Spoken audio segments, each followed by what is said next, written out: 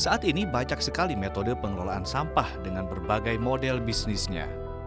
Yang ini unik karena menggunakan sistem waste credit dan gagasan smart city. Saya ajak Anda ke Bekasi, Jawa Barat. Sano, anak muda penggagas Waste for Change, mengatakan tidak sulit baginya mengelola botol plastik PET. Karena nilainya yang tinggi, ia kumpulkan dan dengan sangat mudah ia jual kembali.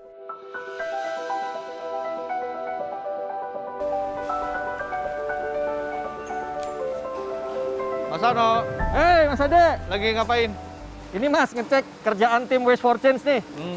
Ya inilah kerjaan kita sehari-hari, ngurusin sampah. Ini sampah. Ini rumah sampah tangga ya? dari rumah tangga. Di sini disebut dengan rumah pemulihan material. Nah, tugas teman-teman memulihkan dari sampah yang sudah dipilah di rumah, tetap di sini akan kita pilah lagi lebih detail. Oke. Terdiri dari berbagai jenis. Yang PET, plastik PET, kertas-kertas, aluminium, Yang valuable, yang non valuable. Ada berapa biasanya sampai berapa jenis tuh, Mas? Wah, ada banyak ya. More than 30 lah. Mas, yang dilakukan oleh teman-teman di Waste for Change apa sih yang secara keseluruhan? Sebenarnya Waste for Change itu betul-betul cita-citanya ingin mengatasi permasalahan sampah di Indonesia, Mas. Sebenarnya sudah banyak pihak-pihak yang bergerak, yang bisa mengelola sampah, daur ulang, dan lain-lain. Namun kita melihat dari data dan hasil riset, itu banyak yang fokus ke yang memiliki nilai jual. Valuable waste Material, saja ya? Ya, valuable. Sedangkan yang tidak ada nilainya, ya mereka nggak ngurus tuh, dan itulah yang akan menjadi sampah. Nah, Waste for Change ini kemudian melihat dari hasil riset, di Indonesia dan di negara-negara yang masih masalah sampahnya, ternyata masalahnya bukan masalah teknologi, Mas. Teknologi itu udah ada. Masalahnya itu lebih kepada tata kelola persampahan. Nah, bagaimana kita memang betul-betul mampu mendorong regulasi yang ditegakkan. Kedua, membangun kemitraan satu sama lain. Yang ketiga, itu adalah tentang mekanisme pembiayaan. Nah, untuk hal ini, kita kerjasama, contoh dengan perusahaan. Kita punya program namanya Extended Producer Responsibility atau Waste Credit. Jadi mereka memberikan dana kepada kita untuk mengelola sampah-sampah atas nama mereka. Nah, kita dibiayai untuk bagaimana mengambil atau mengangkut sampah ini sebanyak-banyaknya untuk kemudian kita kelola supaya tidak mengotori lingkungan gitu loh. Nah, salah satunya kita kerjasama supaya ini menjadi bahan bakar di mitra-mitra kita di pabrik-pabrik semen yang memang sudah memiliki izin resmi. Nah, inilah kita membangun mekanisme dan sistem supaya pengolahan sampah ini baik. Lalu, apa itu waste credit dan konsep smart city yang ia gagas? Mas, tadi Mas bilang cita-citanya ingin membuat tata kelola sampah di Indonesia jadi lebih baik, begitu ya? Ya. Artinya tidak bisa hanya melakukan sortir, pilah-pilah atau penjemputan sampah, tapi harus melakukan yang lebih besar. Betul. Apakah juga ada konsep dengan katakanlah dengan pemerintah kota, pemerintah daerah, menggandeng mereka supaya lebih memaksa orang untuk aware soal sampah? Kita membuat sistem namanya Smart City for Waste Management Governance.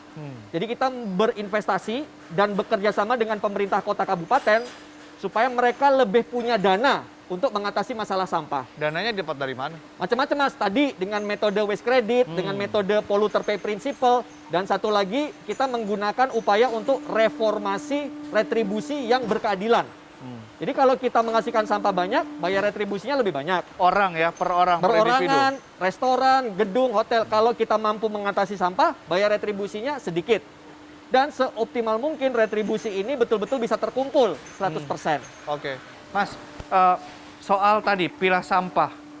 Artinya apa yang dilakukan oleh Waste for Change untuk menolong masyarakat memilah sampah yang jenisnya banyak sekali? Kan tadi katanya sampai ada 30 jenis di sini ya? Kita nggak meminta mereka memilah 30 Di jenis, sini nggak perlu. pilihnya. Ya, meminta mereka memilah antara organik yang bisa dikompos, anorganik yang bisa didaur ulang, dan residu yang tidak bisa dipilah atau tidak bisa diolah sama sekali. 3 aja itu. Kenapa? Karena kalau anorganik, kertas dan lain-lain kecampur sama bakso, bumbu patagor, jadi nggak bisa didaur ulang gitu. Ya. Jadi kotor. 3 aja. Ini yang sebenarnya kita dorong kepada masyarakat. Oke. Jadi biarkan teman-teman di sini yang melakukan pemilahan. Betul. Oke. Baik, Mas. Terima kasih, Mas. Dan berikut adalah tips untuk memilah sampah dari rumah. sekarang saya sudah selesai makan dan ini mau diberesin. Yang paling penting sebetulnya adalah memisahkan sampah basah dan sampah kering. Itu yang paling nomor satu. Ini sampah basah saya pisahin ke plastik sini. Lalu ini adalah sampah keringnya, ada plastik dan juga ada kertas. Itu juga perlu dipisahkan. Semua harus dalam keadaan bersih ya. Nah, sekarang kita memilah sampah botol. Botol ada botol kaca, ada juga botol plastik. Botol kaca harus kita bersihkan, lalu juga kita pisah dengan botol plastik. Ini adalah botol PET. Baiknya tutup botol dan botolnya juga dipisah. Kalau sudah dipisah seperti ini, siap kita kirim ke bank sampah.